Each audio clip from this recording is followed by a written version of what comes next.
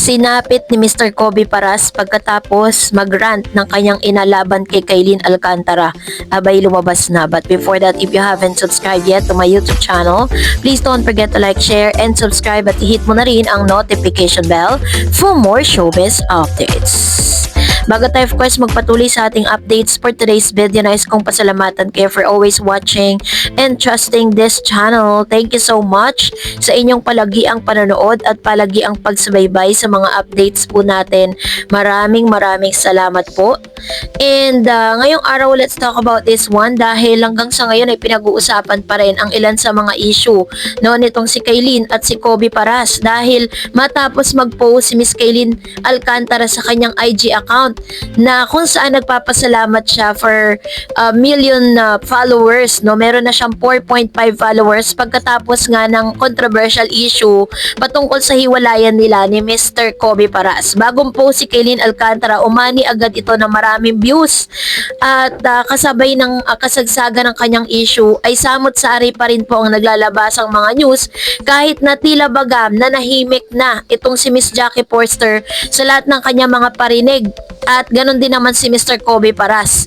Dahil base po sa source ay nagkaroon na po ng parang pag-uusap ang magkabilang panig para po talagang matuldukan na ang isyong ito dahil ang namagitan po sa kanila ay walang iba kundi ang GMA Sparkle. Naglabas kasi ng statement ang GMA Sparkle patungkol sa isyong ito dahil hanggang sa ngayon ay nakakaladkad nga ang pangalan ni Miss Kaylin Alcantara patungkol sa kanila pong breakups matapos na maglabas ng mga maanghang na statement itong si Jackie Forster tungkol dito sa isyong ito.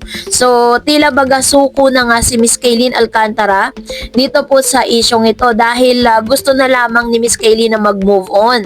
Dahil kung makikita niyo po sa IG niya, talagang sunod-sunod po yung mga endorsement niya, sunod-sunod yung mga interviews at meron pa siyang paparating na serye na The Beauty Empire. Tuloy, sabi ng ilang mga bashers si Kaylin na ginagawa lang daw nila ito para mapag-usapan sila. Tinimingan na magkakaroon daw di umano ng kanila pong teleserye para nga naman mapag-usapan siya ng gusto. Pero base naman po sa statement ng GMA Sparkle ay talagang gusto po nila is pinatahimik na lang nila itong si Miss Kaylin. Ayaw nila na parang ma-interview or matanong patungkol dito. Sabi doon na gusto na lang daw di umanong mag-move on ang kapuso actress na si Kaylin Alcantara mula sa controversial breakup nila ng dating partner na si Kobe Paras. Ito ang laman ng inilabas na official statement ng Sparkle, GMA Artist Center hinggil sa mga isyong kinasasangkutan ng kanilang artist na si Kaylin dahil sa breakup nila ni Kobe.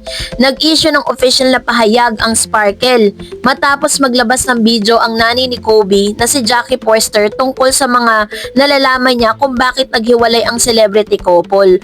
Dahil dito mas lalong uminit ang usapin sa paghihiwalay ni na Kobe at Kaylin kasabay ng paglabas ng kung ano-anong spekulasyon mula sa mga netizen. So para tuldukan ito ay naglabas na rin po ng statement ang GMA Sparkle Artist Center na si attorney or sa pangunguna po ni attorney Annette Goson para po protektahan ang image ni Miss Kaylin dahil napakarami pong mga endorsement at product ambassador din po si Miss Kaylin ng ilan sa mga produkto na kanyang ini-endorso kasi isa sa mga talagang kailangan mong ma-maintain bilang isa sa mga ambassadors and endorsement, kailangan maganda po yung credibility mo sa publiko dahil isa yan sa mga magiging dahilan para i-pull out ng ilang mga TV commercials at product yung iyong parang kontrata, katulad po na nangyari sa isang artista ng ABS-CBN. So dahil dito ay GMA Artist Center na rin po ang nagbigay or parang para po mahinto yung apoy ng nasabing issue. So pareho ngayong naninega at nababash na Kobe at Kaylin dahil sa mga nakakalokang revelasyon ni Jackie. Matindi rin ang natanggap na batiko si Jackie matapos ang kanyang pagsasalita. Narito ang buong statement ng Sparkle. Kaylin would like to move on this issue. She has chosen to keep her peace and maintain the respect for the people who has been part of her life. So ganito ka ikli, no? She hopes we all move on and put this issue to rest. Nauna ritong ipinagtanggol naman ni Kaylin ni Samantha Rose, ang jowa ng kanyang kapatid na si Robin Alcantara. Nakapag-post sa Instagram story si Samantha para depensa ng aktres laban kay Jackie. Kaylin is not and has never been manipulative or abusive. She has been nothing but supportive towards Kobe. To publicly damage her reputation with false claims, especially when she has done nothing to deserve it, this deeply wrong, pahayag ni Samantha. Dugtong pa niya, if there was true intent to resolve this amicably, it would have been handled privately, not through public attacks disguised as concern. I sincerely hope moving forward and you can choose integrity, fairness, and genuine respect over distortion and harm. Lastly, Kaylin never deserved to be defended the same grace and dignity she has always shown. So ganito nga siya pinagtanggol nung girlfriend nitong kanyang kuya na ni si Mr. Alcantara, no? So kasabay ng mga isyong ito ay naglabasan din ng ilan sa mga ebidensya na tanging mga netizen, no, ang naglabas sa mga ebidensyang ito na nagpapatunay na talagang red flag at na may third party nga sa pagitan ni Kobe Paras at Kaylin. Mukhang hindi na tumigil ang ilang mga marites sa paghahanap kung sino ang bagong girl ni Kobe Paras sa ipinalit niya kay Kaylin Alcantara. Biruin niyo, nahanap at nakilala nila agad kung sino ang mystery girl na ka-holding hands ng basketball player nang magbakasyon ito sa Bali, Indonesia. Base sa mga nagtrending sa social media, ang girl daw ay si Ryla Tomakin. Nang niresearch natin ang dalaga, nakita natin na isa pala itong singer at under siya ng OC Records sa pagmamayari ng celebrity couple na sina Kian Cipriano at China Hortaleza. Anyway, paano nga ba nalaman ng netizen na si Ryla ang third party umano sa relasyon ni na Kobe at Kaylin? Nakita kasi na nag-post ang dalawa sa kanilang Instagram story na may parehong background. Tila kuha ang mga litrato sa sinasabing nirentang Airbnb na bahay sa Bali. Pero syempre, hindi pa natin sure kung dahil nakita rin naman sa mga post na may makasama silang friends doon.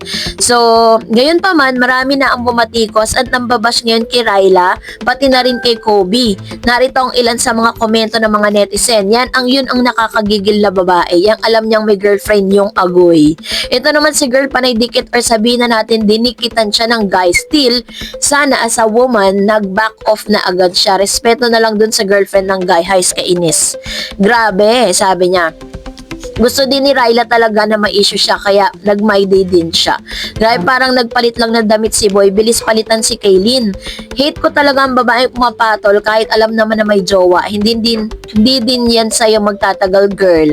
Magugunit ang nagsimula ang chikang naghiwalay sina Kaylin at Kobe nang napansin ng mga fans na nag-unfollow na sila sa isa't isa sa Instagram. Kasunod niyan ang viral pictures ni Kobe na may ka-holding hands na ibang babae sa Bali.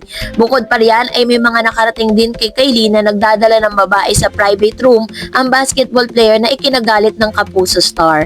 Samantalang hanggang sa ngayon ay tahimik pa rin naman si Kobe at si Ryla upang linawin ang kumakalat na isyong ito. So that's it for today. For more videos and updates, please don't forget to like and subscribe, and please don't forget to follow my Facebook page, Dar Eds TV. God bless everyone.